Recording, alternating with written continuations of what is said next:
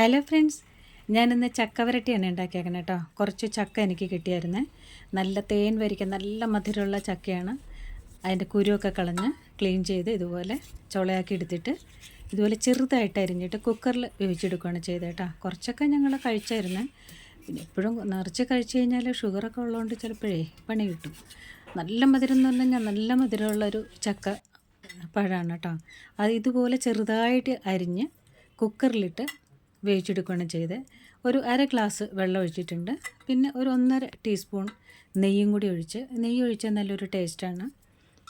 അപ്പോൾ അത് ശരിക്ക് വേവിച്ച് എടുത്താൽ മതി. എന്നാലും കുക്കറിൽ വെന്തില്ലെങ്കിലോ എന്ന് ഓർത്താണ് ഞാൻ കുക്കറിലിട്ട് കേട്ടോ.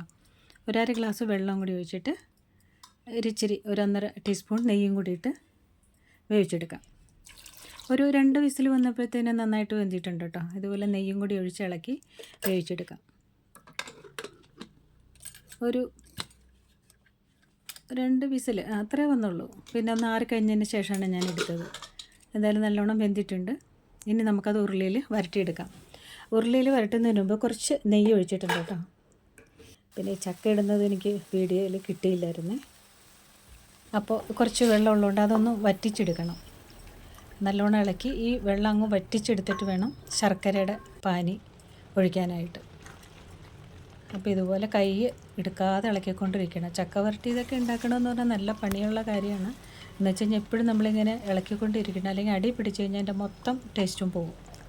അപ്പോൾ വെള്ളം വറ്റി ഏകദേശം വന്നിട്ടുണ്ട്. ഇനി ശർക്കര ഒരു 1/2 കിലോ ശർക്കരയാണ് ഞാൻ എടുത്തേക്കണത്. അത് അരിച്ച് മണ്ണും കല്ലൊക്കെ കളഞ്ഞ് ഉരുക്കിയെടുത്തതാട്ടോ.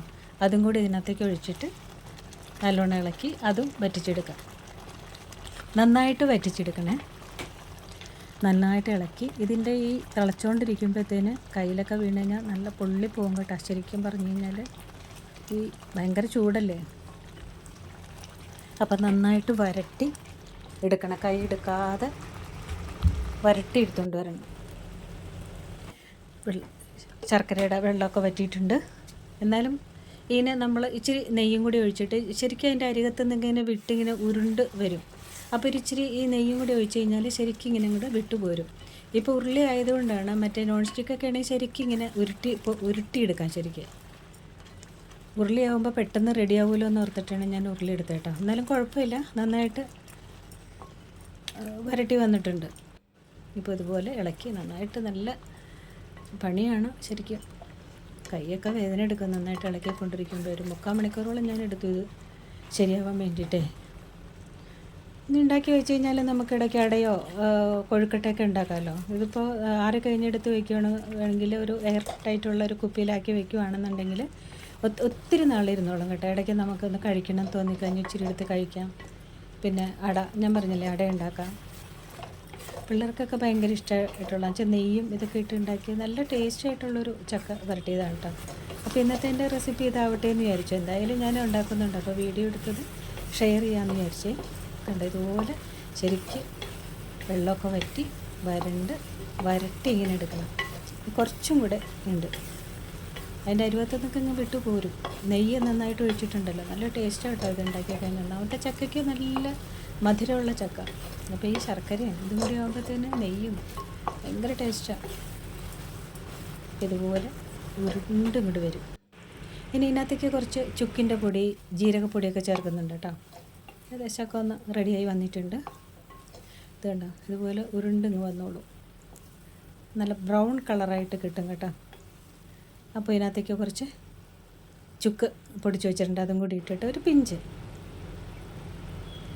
ചുക്ക് പൊടിച്ചതും കൂടി ഇട്ട്, പിന്നെ ഇച്ചിരി ജീരകമില്ല, ചെറിയ ജീരകം പൊടിച്ചതും കൂടി ഉണ്ട്. അതും കൂടി ഇട്ട് നന്നായിട്ട് ഇളക്കി യോജിപ്പിച്ചെടുക്കാം.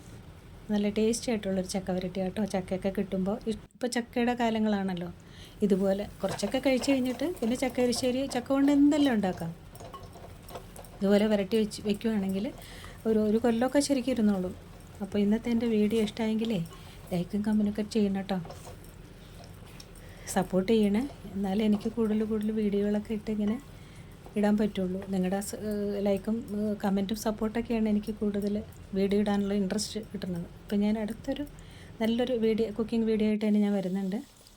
പിന്നെ ഇതിനകത്ത് വേണമെങ്കിൽ കശുവണ്ടി നെയ്യിൽ മൂപ്പിച്ചത് ഒരു ഭംഗിക്ക് വേണ്ടിയിട്ട് അതും കൂടി വേണമെങ്കിൽ ഇടാൻ കേട്ടോ. ഇപ്പോൾ അടയൊക്കെ ഉണ്ടാക്കുമ്പോൾ അതിൻ്റെ ഉള്ളിൽ കപ്പലണ്ടിയും കശുവണ്ടിയൊക്കെ വയ്ക്കുന്നുണ്ടല്ലോ.